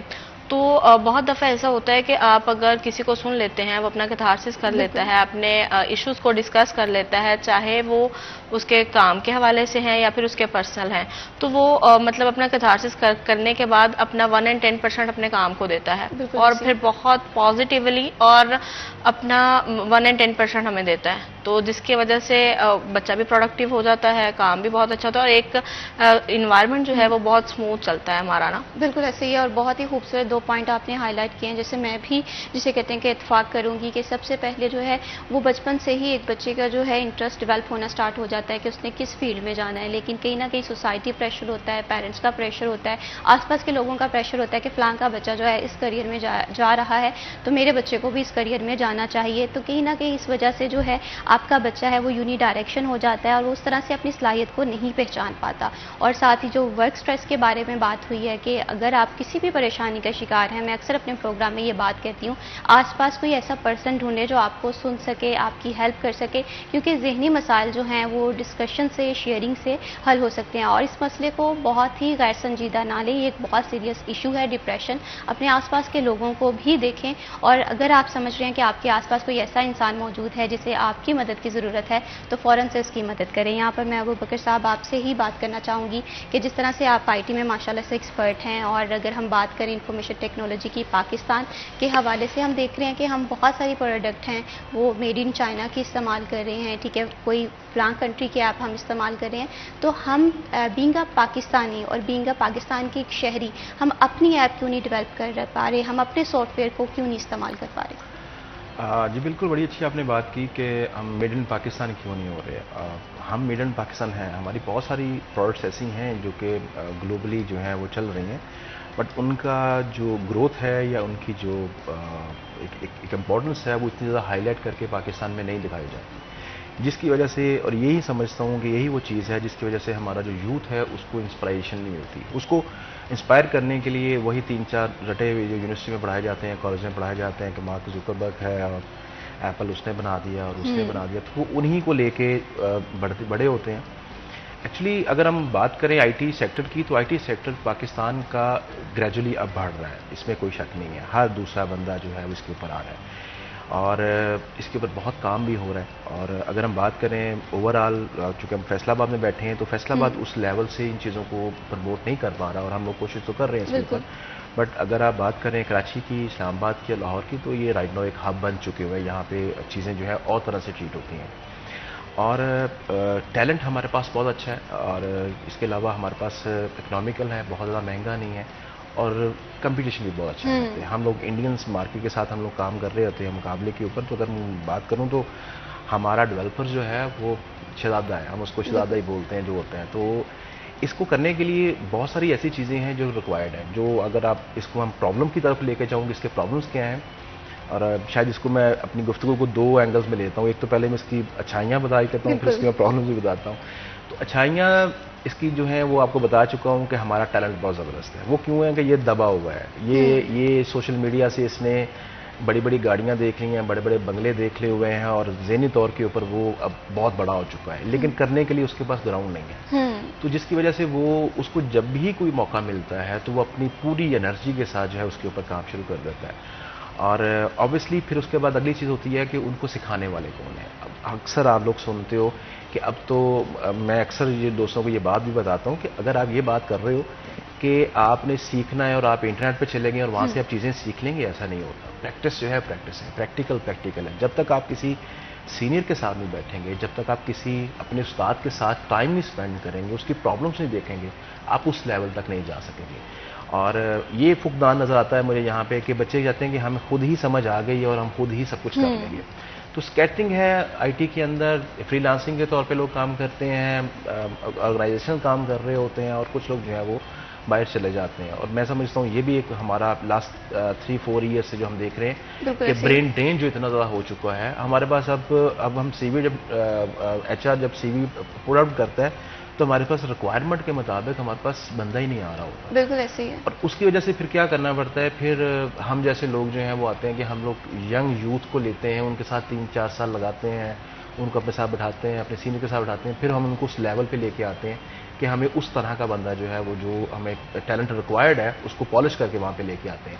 और अल्हम्दुलिल्लाह बहुत अच्छे बच्चे, फैसलाबाद की अगर मैं बात करूँ अपने शहर की, तो अल्हम्दुलिल्लाह यहाँ पे माइंड ब्लोइंग है। मैं अपने अगर ऑफिस की बात करूँ तो मेरे पास जो टीम काम कर रही है अल्हम्दुलिल्लाह, वो राइट नाउ टिकटॉक की ऑफिशियल टीम के साथ एज इंजीनियर काम कर रहे हैं। तो एक बहुत बड़ा हमारा पास, मैं समझता हूँ कि एजाज़ की बात है कि इतने बड़े ब्रांड के साथ एक फैसलाबाद से, एक छोटे से फैमिली से और छोटी सी, हमको बहुत बड़ा सेटअप नहीं चला रहे हैं, हम एक नॉर्मल सा सेटअप चला रहे हैं। तो वहाँ से बच्चे निकल गए हैं और अपना फ्यूचर बिल्ड आउट कर रहे हैं। तो बिल्कुल इसी तरह से सोशल मीडिया के हवाले से अगर बात करें तो हम कहते हैं कि हमारी जो यूथ को सोशल मीडिया ने काफ़ी ख़राब कर दिया है, लेकिन सोशल मीडिया के फ़ायदे भी बहुत सारे हैं। हम फ्रीलांसर बन सकते हैं और इसी के साथ साथ पैसे जो हैं ऑनलाइन भी कमा सकते हैं, लेकिन इसके लिए एक वर्ड होता है कि स्किल सीखना बहुत ज़्यादा ज़रूरी है। इस पर भी मैं आपसे बात करूँगी, लेकिन सबसे पहले मैं आपसे यहाँ पर बात करना चाहूँगी कि हम ऑर्गेनाइजेशन के हवाले से बात करें तो ऑर्गेनाइजेशनल साइकोलॉजिस्ट का क्या किरदार होता है किसी भी ऑफिस में, स्पेसिफिकली अगर IT या इंफॉर्मेशन टेक्नोलॉजी के हवाले से हम बात कर रहे हैं तो? बिल्कुल मैविश, इसमें यह है कि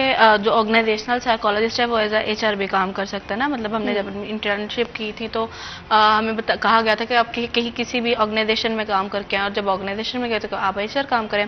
तो जो ऑर्गेनाइजेशनल साइकोलॉजिस्ट है उसका बेसिक काम ये है कि उसने एज HR भी काम करना है और उसने ऑर्गेनाइजेशन की मेंटल हेल्थ पे काम करना है। वो चाहे कोई डायरेक्टरेट लेवल के लोग हैं, वो चाहे ऑफिस बॉय है, वो चाहे टीम मेंबर्स हैं, वट एवर कोई भी है, उनकी स्किल क्या है, उनको कहाँ पे मैं यूटिलाइज कर सकती हूँ, उनको किस तरह रिलैक्स रख सकती हूँ, उनकी मेंटल हेल्थ पे कैसे काम कर सकती हूँ।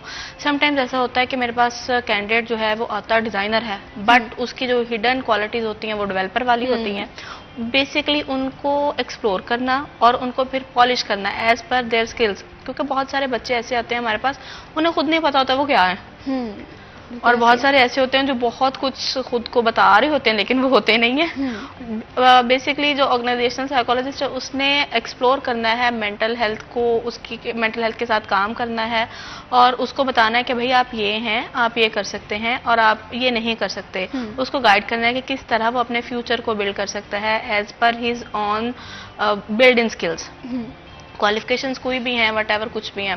तो इसी चीज़ को देखते हुए मैंने एक प्रोग्राम लॉन्च, मतलब बहुत दफ़ा ऐसा होता था कि बहुत सारे बच्चे मेरे पास आते थे कि भाई हम IT की कुछ स्किल सीख के आए हैं फ्रॉम यूट्यूब और अदर प्लेटफॉर्म्स, तो हम ना डेवलपर बनना चाहते हैं। बट वो मेरे पास एक डॉक्टर भी आया कि मुझे इंटरेस्ट बहुत ज़्यादा है, बट मैं वो MBBS करा दिया, बट मेरे पास ये टाइम है और मैं ये करना चाहता हूँ, काइंडली मुझे एक चांस दिया जाए ना।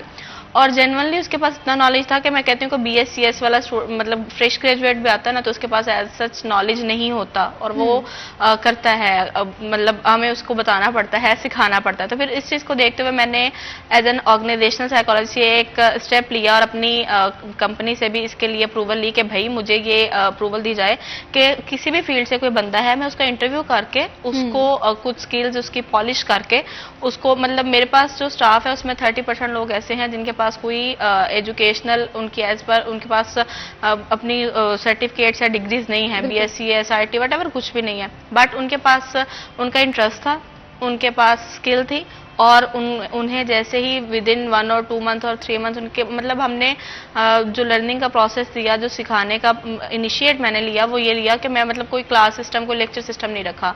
1-to-1 जो है सीनियर्स के साथ उनकी मीटिंग होती है और एक सीनियर को एक जूनियर असाइन कर दिया जाता है जो आने वाला होता है ना, तो वो उसकी मतलब हर्डल्स को देखता है, वो कैसे काम करता है उसको देखता है, वो उसको गाइड करता है। और इस तरह से मतलब एज एन ऑर्गेनाइजेशनल साइकोलॉजिस्ट मतलब मैंने IT की फील्ड में ये किया कि कोई भी किसी भी फील्ड से है, किसी भी फैमिली बैकग्राउंड से है, किसी भी सोसाइटी से है, वो आके ज्वाइन कर सकता है। ठीक है।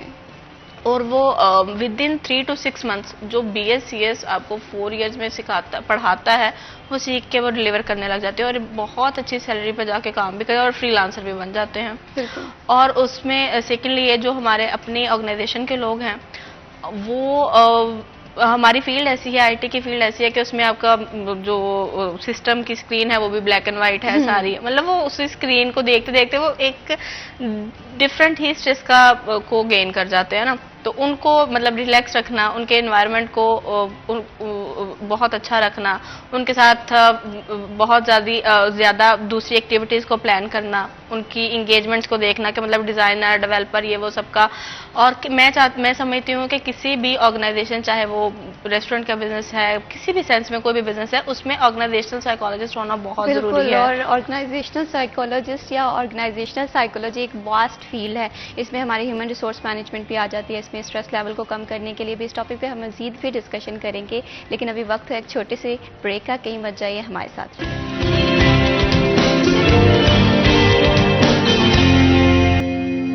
सिटी एट 10 में वंस अगेन खुशामदीद। प्रोग्राम में बहुत ही दिलचस्प गुफ्तगू जारी है।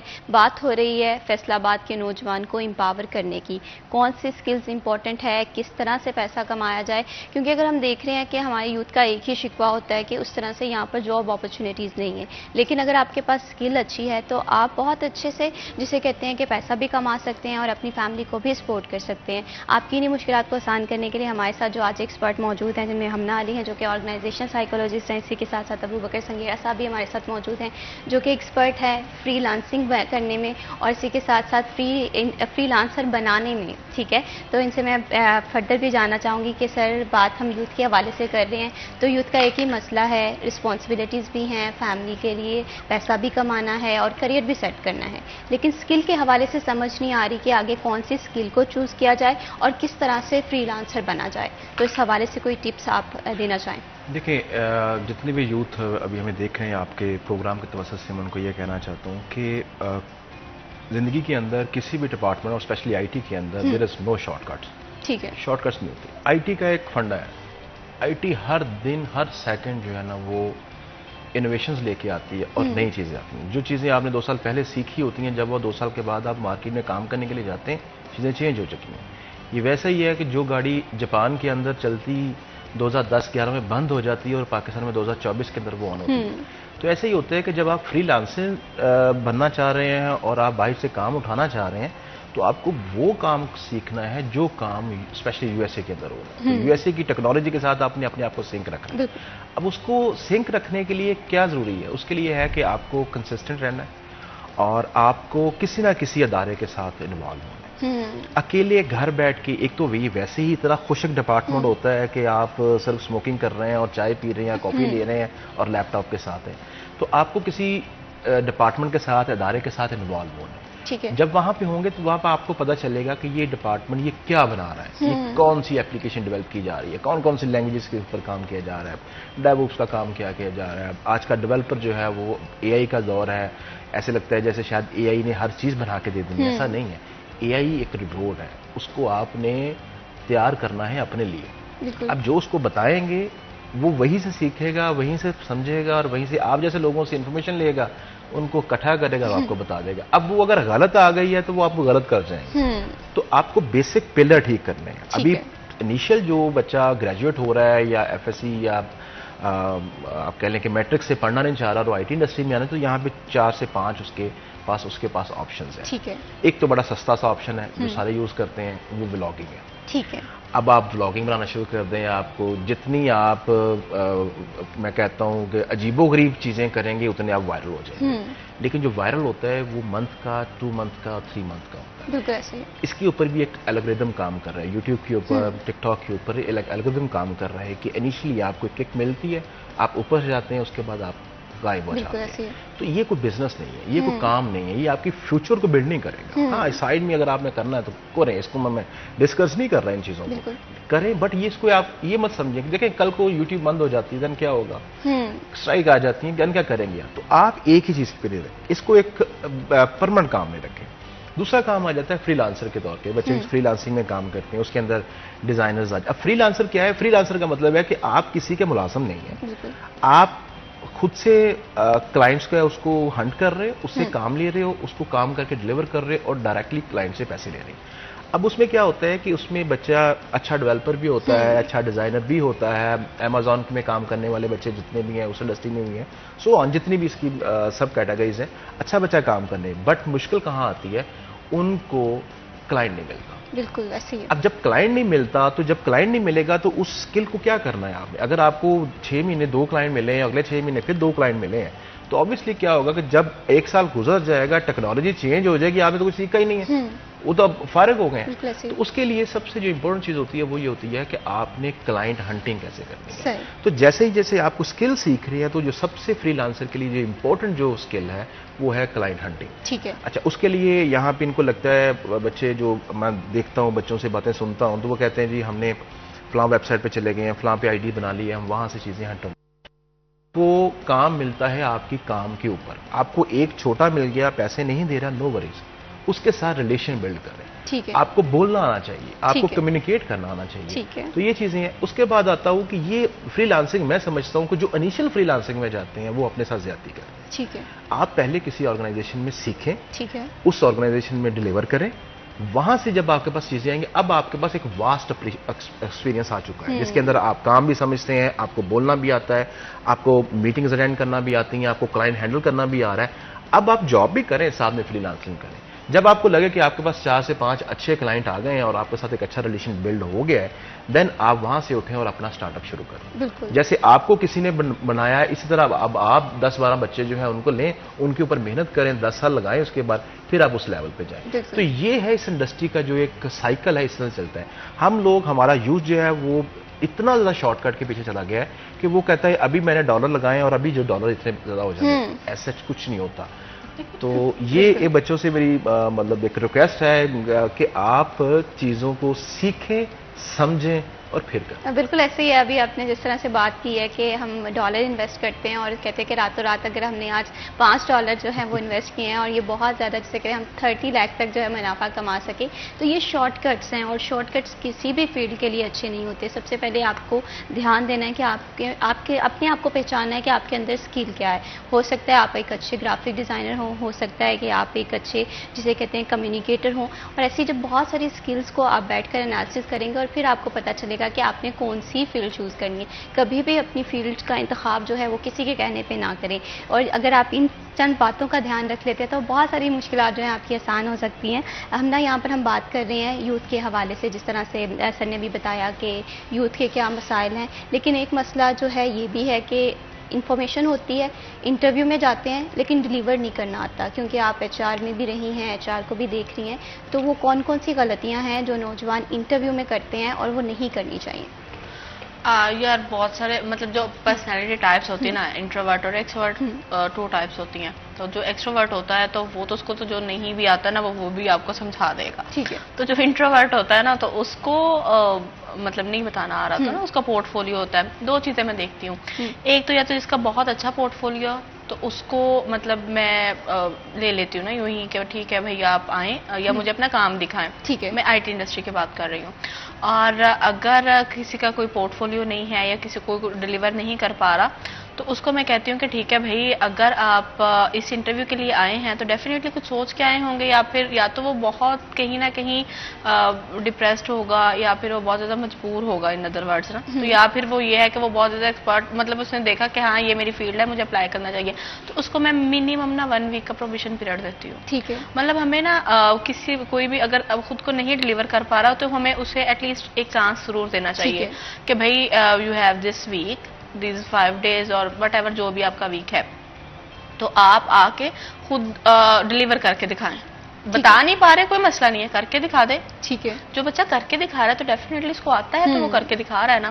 तो मैंने जो हमारी कंपनी में पॉलिसी डिजाइन किया वो यही है कि भाई मैंने 2 मंथ्स का प्रोविजन रखा हुआ है। ठीक है। चाहे कोई डिलीवर कर रहा है, खुद को एक्सप्लोर करके बता रहा है या नहीं बता रहा, तो मैंने 2 मंथ्स का प्रोविजन रखा हुआ है। जितने मर्जी अच्छे पोर्टफोलियो के साथ है या जितने मर्जी भी कोई विदाउट CV भी है कि मैं कर सकता हूँ, 2 मंथ्स में वो अगर खुद को बता देता है, खुद को डिलीवर कर देता है, अपनी स्किल्स को डिलीवर कर देता है, तो उसको हायर कर लिया जाता है ना। उसकी क्वालिफिकेशंस है नहीं है, क्योंकि आईटी की फील्ड ऐसी है कि इसमें जो भी क्लाइंट है उसने अपना एक स्केच, अपना एक माइंडसेट, अपना एक आइडिया देना है कि भाई मुझे ये चाहिए, और डेवलपर ने, डिजाइनर ने या फिर आईटी एक्सपर्ट ने उसको शो करना है उसकी स्क्रीन के ऊपर कि हाँ भाई ये जो आप चाह रहे थे वो उसको मैंने आपको बना के दे दिया। तो हर फील्ड में ये है कि मतलब किसी भी कंपनी में अगर कोई भी कैंडिडेट आता है जो नहीं बता पा रहा है, एटलीस्ट उसको एक चांस जरूर देना चाहिए कि हाँ भाई ये ग्राउंड में आपको दे देती हूँ, बिल्कुल ऐसे ही हाँ, हम ना आप उसका मेरी बात एक से बिल्कुल मुत्फिक होंगी। अगर हम देखते हैं ना कि एक बच्चा सीवी लेकर जा रहा है तो सबसे पहले देखा जाता है कि वो बोलता अच्छा है, कम्युनिकेशन अच्छी है, लेकिन उसकी स्किल्स को उस तरह से नहीं देखा जाता है। बिल्कुल तो ऐसे ये ही। इस हवाले से और आप- सबसे बड़ा मसला ये आता है महविश कि सीवी जो है वो आजकल पता ही नहीं होता किसने बनाई है। मतलब जो उन्होंने अपनी बायो में लिखा है उन्हें नहीं पता होता, और बच्चे खुद भी नहीं देख के आते कि मैंने क्या लिखवा लिया है किसी से, और मेरे पास प्रिंट किस चीज का है।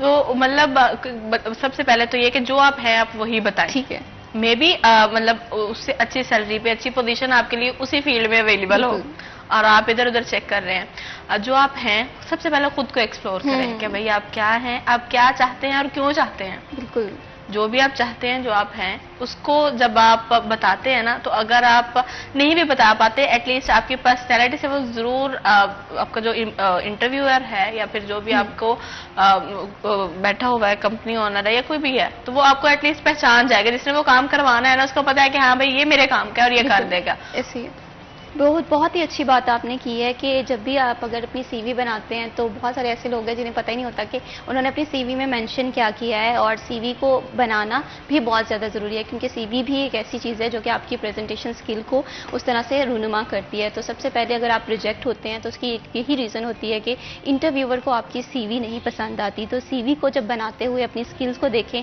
एनालिसिस करें कि आप में कौन कौन से स्किल्स हैं और वो लास्ट में मेंशन करें। इस हवाले से करियर काउंसलिंग के हम और भी डिस्कशन करेंगे, लेकिन अभी वक्त हुआ एक छोटी सी ब्रेक का। कहीं मत जाइए, हमारे साथ रहिए।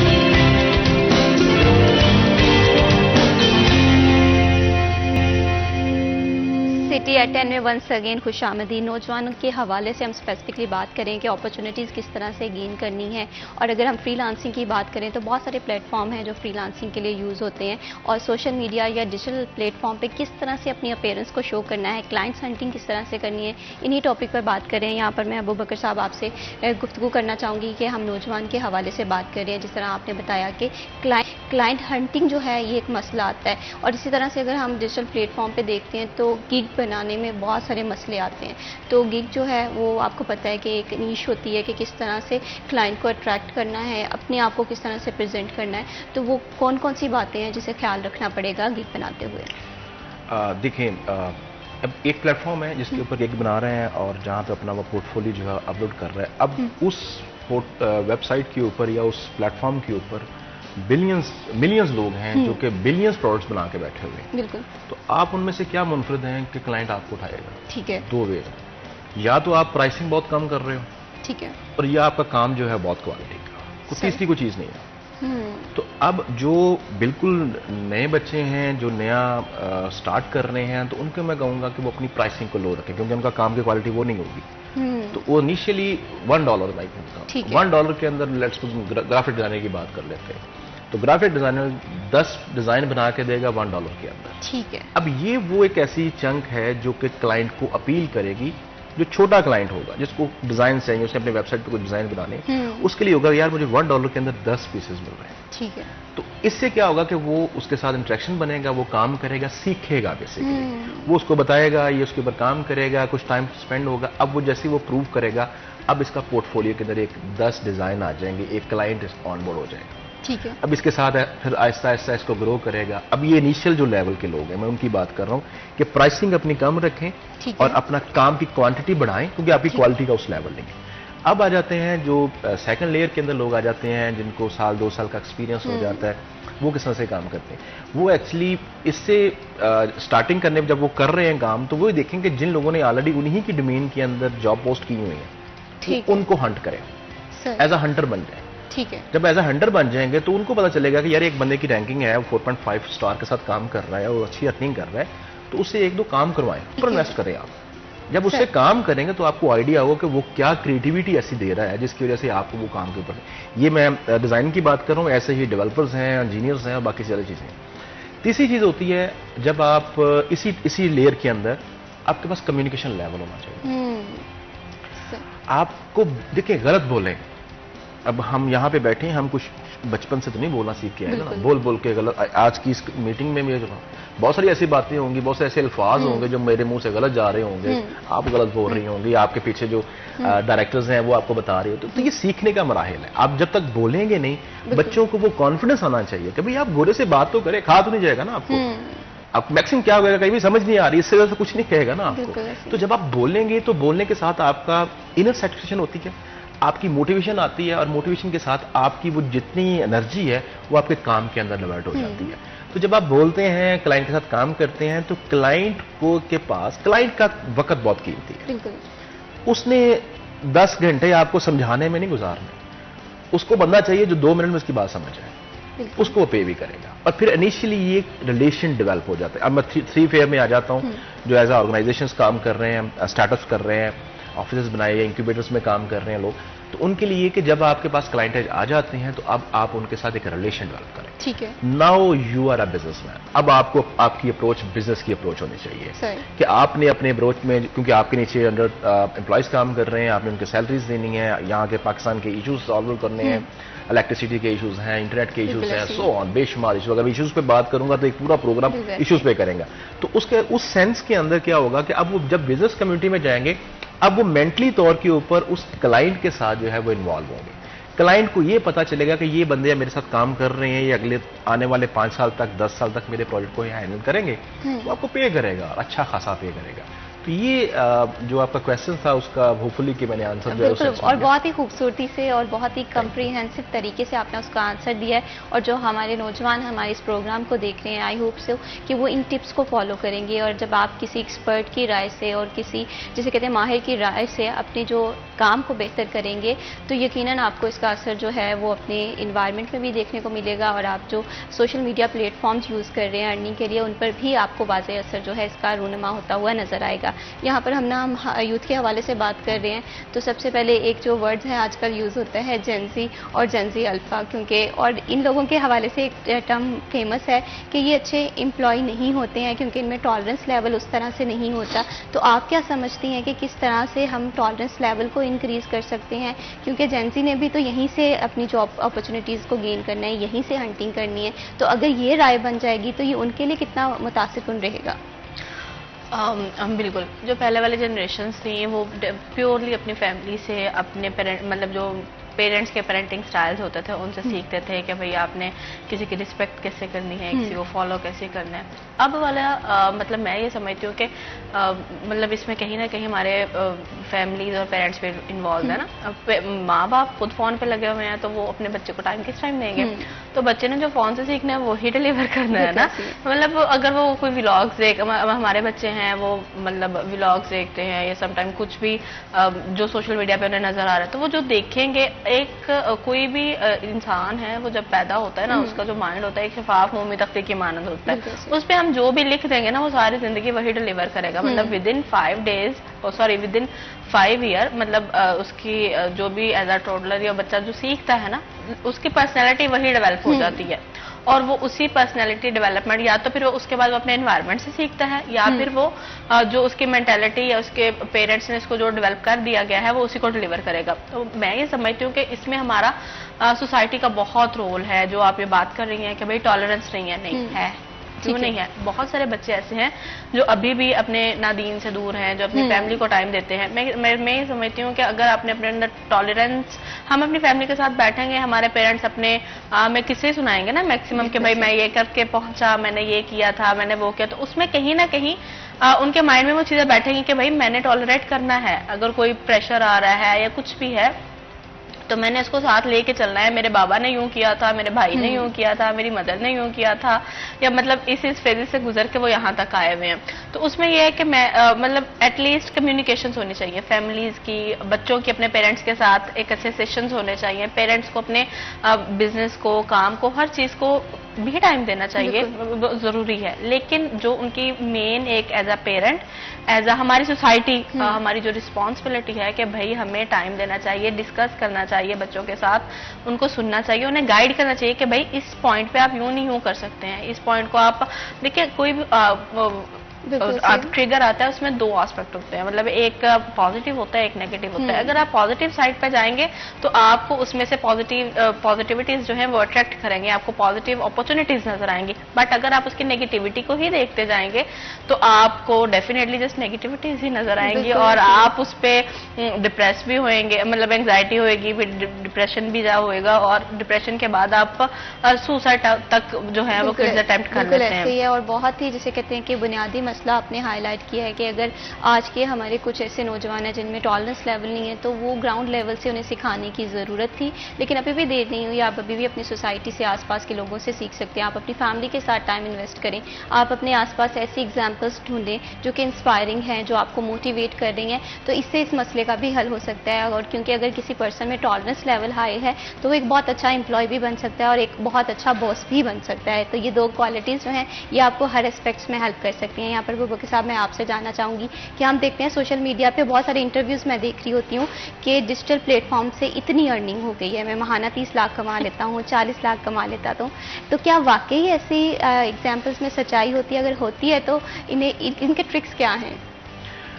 अगर मैं ये कहूँ कि ये गलत है तो ये बिल्कुल गलत है, बिल्कुल ठीक है। होती। ऑनलाइन देखें, ऑनलाइन जो दुनिया है, ये इंटरनेट की दुनिया है, इसका मुकाबला आप किसी फिजिकल बिजनेस से नहीं कर सकते ना। ठीक है। मतलब एक फ्रीलांसर है, वो एक अकेला बंदा है और वो कोई भी काम कर रहा है, मैं उसको कहता हूँ डेवलपर है, उसने एक थोड़ा सा काम पकड़ा और काम कर रहा है। अब जिसने वो काम करवाया वो बहुत बड़ा काम था, बहुत बड़ी एप्लीकेशन थी, उसमें कोई बग आ चुका था, उसको लॉस बहुत ज्यादा हो रहा था। ठीक है। अब वो इस बंदे ने वो उसको बग उसका ठीक कर दिया या उसको अच्छा करके दे दिया। ही कैन पे, कितना पे? जितना ये मांगेगा, वाह। जितना इसको पता होगा ना कि इसकी वैल्यू, इसको पता होना चाहिए कि उसकी प्रोडक्ट की उसकी वैल्यू कितनी है, जितना ये मांगेगा वो ऐसे पे करेगा और करते हैं पे, इसमें कोई दो राय नहीं है। दूसरे नंबर के ऊपर वेबसाइट्स होती हैं जहां पे आप इन्वेस्टमेंट्स करते हो, वहां से पैसे आते हैं, स्कैम। बिल्कुल। और ये जो स्कैम है, ये जो शॉर्टकट्स है ना, ये नहीं लेने चाहिए। obviously। और बहुत ही आप जिसे कहते हैं खूबसूरती से इस टॉपिक को एक्सप्लेन करें, मैं मजीद भी आपसे सुनना चाहूंगी, लेकिन अभी वक्त हुआ एक ब्रेक का, कहीं मत जाइए, हमारे साथ रहिए।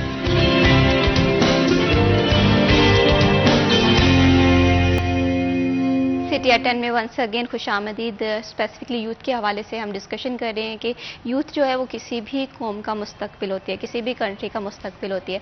अगर हमारे जो नौजवान हैं, हमारी यूथ है, परेशान है, तो इट्स मीन कि हमारी कंट्री जो है वो उस तरह से ग्रो नहीं कर पाएगी। तो इसी मसले के हल के लिए और किस तरह से एक नौजवान है वो अच्छी अर्निंग कर सकता है, कौन से प्लेटफॉर्म यूज़ कर सकता है, इसी हवाले से हम डिस्कशन कर रहे हैं। अबूबकर सर, ब्रेक पे जाने से पहले हम बात कर रहे थे कि हम सोशल मीडिया पे बहुत सारी एग्जांपल्स देखते हैं कि महाना इतनी अर्निंग हो गई, लाखों में कमाई हो गई। तो इसमें आपने बताया कि सच्चाई भी होती है और इसी के साथ साथ किस तरह से जो है हम अपनी अर्निंग को इंक्रीज कर सकते हैं और किस तरह से हम भी एक एग्जाम्पल सेट कर सकते हैं। देखिए, इसके अंदर ऑब्वियसली आपको सबसे पहले जैसे हमारी पहली सारी गुफ्तगू हमने की है कि सबसे पहले हमें खुद को पहचानना है कि हम क्या हैं, हम क्या कर सकते हैं, हमारी एक्सपर्टीज क्या है। उस एक्सपर्टीज के ऊपर फिर आपने प्रैक्टिस करनी है, प्रैक्टिस करनी है, प्रैक्टिस करनी है और वेट करना है। वेट कब तक करना है? अपने अच्छे टाइम का। टाइम जरूर अच्छा आएगा आपका, उसके लिए इंतजार अगर कर लेंगे तो ठीक है। लेकिन अगर आप थोड़ा सा करेंगे, छोड़ के फिर ये करेंगे, फिर छोड़ के फिर ये करेंगे, यू आर नॉट परफेक्ट। बिल्कुल। और अगर आप परफेक्ट नहीं हो तो आप अर्न कैसे करोगे भाई? हाँ, अल्लाह देने वाला है, वो तो उसने तो देना ही देना है ना। तो वो अल्लाह को आपकी किस्मत में डाल रहे, आपके अब्बा जी का कोई प्लाट निकल आए और वो बिक जाए करोड़ों अरबों का, तो वो हो सकता है। बट अगर आप कहें कि आपने खुद से कमाना है तो उसके लिए आपको टाइम चाहिए, पेशेंस चाहिए और मेहनत चाहिए। और इसके अंदर आईटी में मैं जितने भी नौजवान हैं उनको इसके ऊपर करता हूँ। देखें, अगला आज से जो हम पिछले 15-20 साल गुजारे हैं, जो इनोवेशंस वहाँ पे आ चुकी हैं वो पहले 50 साल में नहीं आई, और जो 50 साल से लेके अब तक आ चुकी हैं वो पहले 100 साल नहीं बल्कि 1000 साल तक नहीं आई थी। अगला हर साल इनोवेशंस का है। ठीक है। आज मैं भी आपने भी न्यूज़ सुनी भी होगी, यूएसए के अंदर डायर एक वुल्फ था जो कि आज से 10,000 कबल मसीह का था। तो वो उसके ऊपर, वो भी टेक्नोलॉजी है ना, उसके ऊपर उन्होंने वर्किंग की है, उसके फॉसिल से उन्होंने वहाँ से डीएनए लिए हैं, डीएनए को कट ऑन किया है, कट ऑन करके उन्होंने एक एम्ब्रियो के अंदर जो है वो वुल्फ, जो आजकल हमारे पास जो वुल्फ राइनो चल रहे हैं उनके साथ एम्ब्रियो में अंदर किया है और वहाँ से उसने 3 बच्चे जो हैं दिए। यानी कि 10,000 साल पहले की जो वुल्फ की जो नस्ल थी वो साइंस ने, टेक्नोलॉजी ने आज दे दी है। इस कल को बहुत कुछ होने वाला है। तो इसके लिए फोकस करें, मैं समझता हूँ फोकस करें कि जो आईटी की हब है, आईटी की हब क्या है, आईटी की हब यूएसए है। इसमें आप माने ना, अमेरिका में अच्छा लगे या ना लगे, बिल्कुल अमेरिका के अंदर ही ये सारी चीजें हो रही हैं। तो आप वहाँ के जो जाइंट्स हैं, जो वो लोग काम कर रहे हैं, उनके ऊपर अपनी नजर रखें, वो क्या कर रहे हैं, उसकी डिटेल्स आपको सारी मिलेंगी। और फिर वही बात कि किसी उस्ताद के पास बैठे, किसी का गोडा पकड़ लें या किसी को पीर मान लें, तो आप पैसे भी कमाएंगे और इज्जत भी कमाएंगे। बिल्कुल ऐसे ही है। और अबूबकर सर, मैं यहाँ पर एक बात कहूँगी कि हमारी जो यूथ है ना, इसके पास बहुत ज़्यादा टैलेंट है। ये किसी भी कंट्री की नेशन को कम्पीट कर सकती है, वो यूएसए है, वो यूके है, कनाडा है, ऑस्ट्रेलिया, और इसमें कोई दूसरी राय ही नहीं है। बस थोड़ा सा इस बात पे अमल करने की ज़रूरत है कि बहुत सारी डायरेक्शंस को फॉलो नहीं करें, अपनी एक डायरेक्शन चूज़ कर लें और उसमें एक्सपर्टीज़ हासिल करें। और उस एक्सपर्टीज़ के साथ साथ आपको एक चीज़ जो है वो ज़रूर फॉलो करनी चाहिए, वो है पेशेंस। और बहुत सारे लोग हैं जिनके पास एक्सपर्टीज होती हैं, लेकिन वो क्या देखते हैं, अगर फ्रीलांसिंग में वो काम कर रहे हैं, नाम बनाना चाह रहे हैं, तो वो एक गिग को पकड़ लेते हैं और उस पर काम करना स्टार्ट हो जाते हैं। और लेकिन वहाँ पर उसे ऑर्डर नहीं आते, क्लाइंट्स नहीं आते, देन वो दूसरी तरफ चले जाते हैं, दूसरी नहीं तीसरी तरफ चले जाते हैं। तो उनकी नाकामी की यही रीज़न है। बहुत ही खूबसूरती से आपने इस पॉइंट को हाईलाइट किया।